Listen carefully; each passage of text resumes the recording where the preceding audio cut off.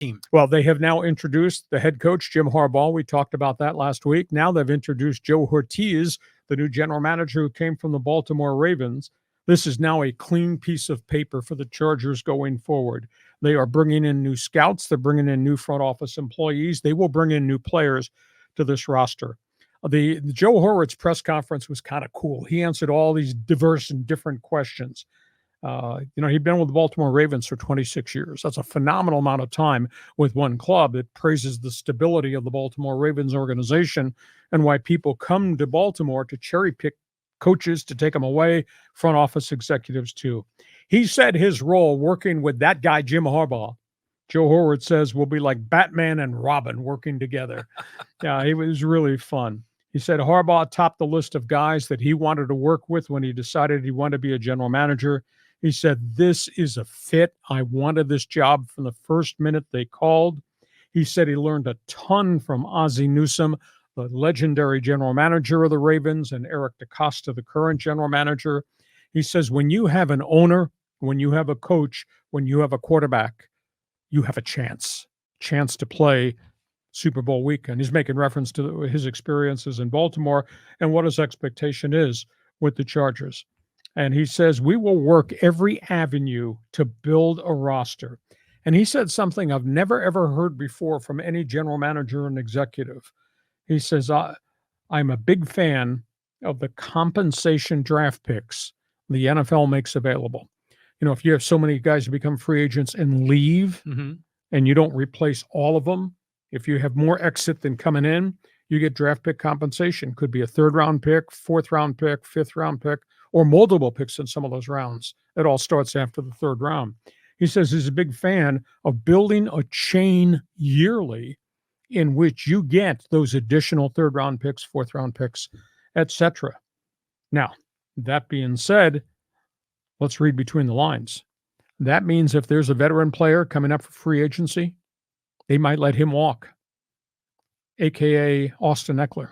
He's been here 6 years, can be unrestricted free agent. If he walks and other guys walk, they're going to get additional draft picks. And if you look at the history of the Baltimore Ravens, how they did it under Ozzie Newsome with DeCosta, and obviously with Hortiz as the director of player personnel, they let guys go a year too early or 2 years too early. I mean, I sat here on the periphery and said, wow, you're letting that guy go? Or you're trading that guy? Or that guy's going to be a free agent, not going to resign?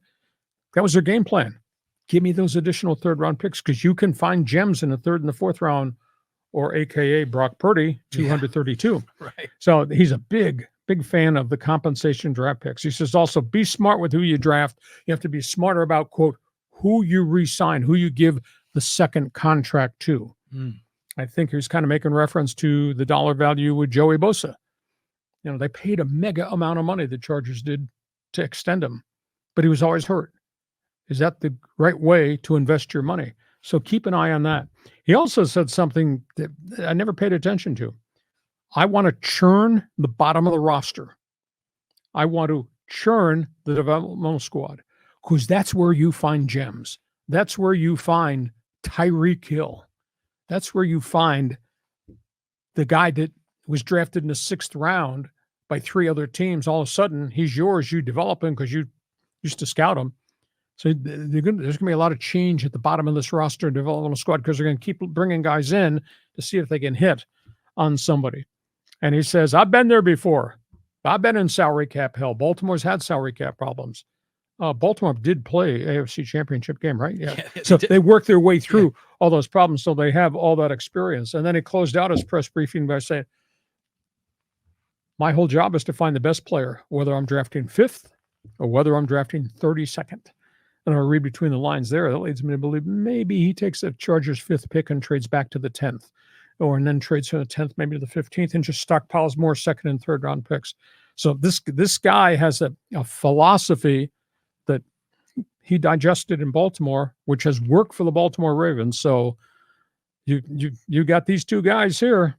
You got Batman and Robin working together. It's going to be a fascinating offseason for Charger fans and even for Charger haters just to see what this clean piece of paper gets done. And John Riley says, well, looking at the AFC West, and if these two guys are Batman and Robin, I think Andy Reid is the Penguin, right? And then who is Mark Davis? Maybe the Joker? I don't know. Yeah. So at any rate, I love this idea of the churn at the bottom. You know who talked a lot about that? Remember Jack Welch? He was the CEO of General Electric, and he would always say, you just get rid of your bottom 10%. And then you're always kind of replacing it because those are your typically your least performers. And it sounds harsh, but from a management perspective, it makes a lot of sense that you just want to have that churn. Maybe you're going to find a diamond in the rough. And find an Austin Eckler. Exactly. And I love the idea about stockpiling the picks, trading a little bit early. I remember the Niners did that in the 80s, and they got rid of Ronnie Lott and Jerry Rice. And we were like going, what are you doing? But they were always trading a year or two early, and it gave that team some longevity. So this is really good. I mean, I like what I'm hearing from him. Yeah, it was pretty impressive. And the one difference, you can call this a cheap shot if you wish. That's okay. You want to throw a flag now for piling on with intent? Yeah, you can. You can't eject me from the podcast, though. The one difference is when those guys talk, those guys have won. Anything that comes out of the mouth of John, thanks for the job, Dad, Spanos, and Dean Spanos, I set aside because there is no track record of success. Charger ownership is 314 and 346. Those people fired a Hall of Fame coach in Coryell, fired the Super Bowl coach in Ross, fired a 14-2 Marty Schottenheimer, and fired a Hall of Fame general manager, Bobby Bethel. So anything that comes out of the mouths of anything related to Spanos, I set aside because the difference is those guys have won. They have. I mean, there's no dispute about it. Put that penalty flag back in your pocket. Yeah. So, I mean, but will the Spanoses meddle? I mean, do you think that they're going to kind of throw a monkey wrench in the system? No, because they have faltered so badly and the team has become so irrelevant and then left behind a trail of hate from Oceanside down to the border. Big time. Big time. So they've made this right decision. I would like to say, send them an email. Congratulations, you hit the jackpot. But I can't forgive them for anything they did to 55 years of loyalty in San Diego. And I mean, I'm leaving here. I'm going to go sit on a couch and talk to psychiatrists as to why I want Justin Herbert to go 17-0 and why I want Dean Spanos to go 0-17. But that's my shortcoming. Well, just to use another Batman reference, that's like Two-Face, right? You know, you're like in this world of conflict, not sure how to handle the Chargers. Okay, final topic on the